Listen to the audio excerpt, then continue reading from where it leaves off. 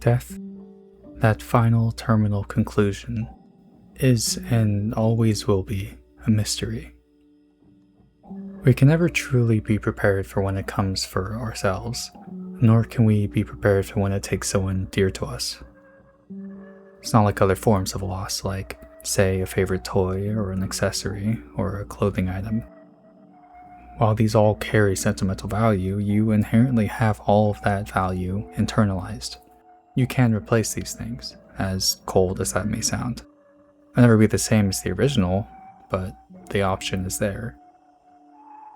But the loss of a family member, friend, or significant other forces you to confront impermanence completely bare.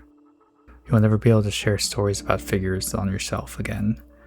You'll never be able to go together to the shopping center again. You'll never be able to talk about ideas for next year's vacation again. That person cannot be replaced. But grief isn't a one-size-fits-all experience. Human relationships are complicated, so it only stands to reason that the grieving process is complicated as well. I think that's why it can be difficult to give or receive advice about grief. Most of the things you hear are purposely vague, so that the one giving advice can offer an ounce of compassion without making assumptions or stepping too far into someone's emotions. By the same token, receiving that vague advice just feels patronizing.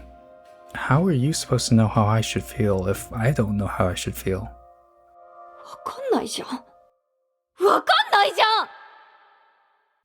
The fine details of each death makes giving proper advice nearly impossible without sounding presumptuous in one way or another. What if, say, you aren't even sure how you feel about the person you lost? Hearing things like, "I'm sorry for your loss," and "stay strong," and "you have to live long in their place," would just confuse you even more. All those wishy-washy phrases just become noise. And it might end up being easier to ignore them altogether, which inevitably makes it easy to ignore more and more things as time goes on. And that just leaves you in your own head, lost, confused, lonely, and maybe with just enough energy to run through your daily routine, and nothing else. Something I think isn't said enough, or isn't appreciated enough by those experiencing loss, is that grief takes a long time to process. And that period of time is lonely, filled with a deafening silence in the back of your head. How long it takes, what you think about, and how you act during this time all make up the grieving process, and everyone's process will be different. That's exactly why advice is so difficult. There isn't a set number of days or weeks to get over the loss. There isn't a number of times you have to weep, or for how long. There isn't a strict rule set on what you should say or do.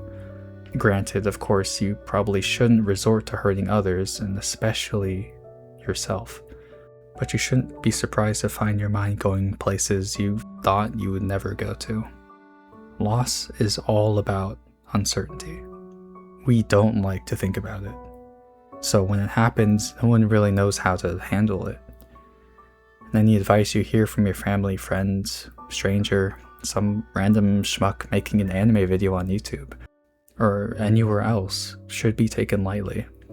It's a very isolating experience.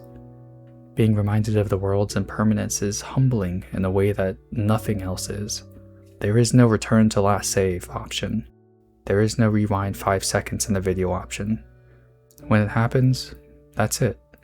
You have no choice but to move forward. And that's the hardest part. But it's okay to take breaks. You don't have full control over your emotions. When you need to, find somewhere comfortable, sit down, and think. You could talk to a trusted loved one who you feel safe around. You could jot down your thoughts in a journal. And you don't have to show it to anyone if you don't want to. Cry as often as you feel the need, and as far afterwards as you need to. Finally and ultimately, you don't owe anybody anything. Even those who give you advice and who seem to be genuinely trying to help, You don't owe them anything at all.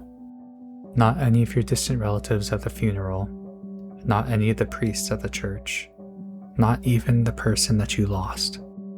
Much of the consensus around grief is how important it is to be close to others, and that's not necessarily wrong.